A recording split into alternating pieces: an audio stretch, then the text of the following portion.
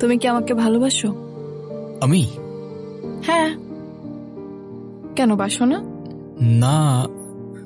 হ্যাঁ। কি না হ্যাঁ না হ্যাঁ বলতেছো? আমি জানি তুমি আমাকে ভালোবাসো। আর তুমি? আমিও তোমাকে ভালোবাসি। সবকিছু অনেক ফাস্ট এগিয়ে যাচ্ছে না? এগোতে তো হবেই, আমাদের কি সে বয়স আছে নাকি? তুমি বাবাকে বিয়ের কথা বলো। বিয়ের কথা মানে? কেন করতে চাও না? না, চাই, কিন্তু এখনই। শুনো, আমি বাবাকে দেখছি অনেকের সাথে আমার বিয়ে নিয়ে কথা বলতে, তাই আমি চাচ্ছি বাবা আমাকে কিছু বলার আগেই তুমি বাবাকে বলে দাও।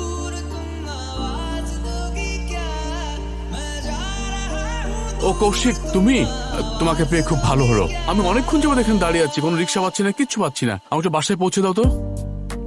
যাবো তারপর স্যার। বলো কেমন যাচ্ছে তোমার দিনকাল? আলহামদুলিল্লাহ ভালো স্যার। আচ্ছা স্যার, হুম? আমার আপনার সাথে কিছু কথা বলার ছিল। হ্যাঁ বলো না, বলো। স্যার, আপনি কিছু মনে করবেন না তো? না না, কি মনে করবো, বলো। আসলে স্যার, আমি আসলে বলতে এই, চাচ্ছিলাম যে কৌশিক, এই রফিকের বাড়ির সামনে একটা জটলা দেখছি। দাঁড়াও, এখানে রাখো তো, একটু সেট করো। তোমার সাহস কত বড়? তুমি আমার বাড়িতে এসে তুমি আমার মেয়েকে নিয়ে যেতে চাও? দেখবো কে কি করে। এই, কি হয়েছে রফিক?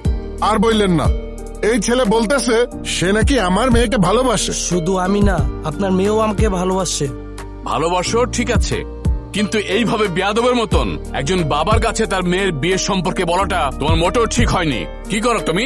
অনার্স কমপ্লিট করলাম স্যার। চাকরি বাকরি কিছু করো? না স্যার, চাকরি বাকরি কিছু করি না। দরকার হলে আমরা একবেলা খেয়ে থাকবো। বাহ, এক বেলা খেয়ে থাকবে? তোমার কোনো আইডিয়া আছে যে আমরা বাবারা মেয়েদেরকে কত যত্ন করে বড় করি? হ্যাঁ, এক বেলা খেয়ে থাকার জন্য ওর পেছনে হাজার হাজার টাকা খরচ হয়েছে। তুমি কি পারবে সেই টাকা খরচ করতে? সমস্যা নেই আঙ্কেল, আমরা একসাথে থাকতে পারবো। প্রথম সবাই এই কথা বলে, তারপর যখন টাকা পয়সা না থাকে তখন ভালোবাসার জাল না দিয়ে পালায়।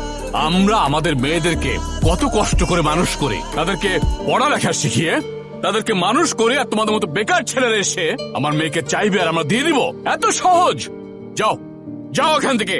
তোমাকে কি করে তাড়াতে হয় সে ব্যবস্থা আমার জানা আছে। যাও এখান থেকে। দেখলে তো আজকালকার ছেলেরা কেমন লাইফলেস, চাকরি বাকরি খবর নাই, বিয়ে করতে এসছে। হ্যাঁ চলো।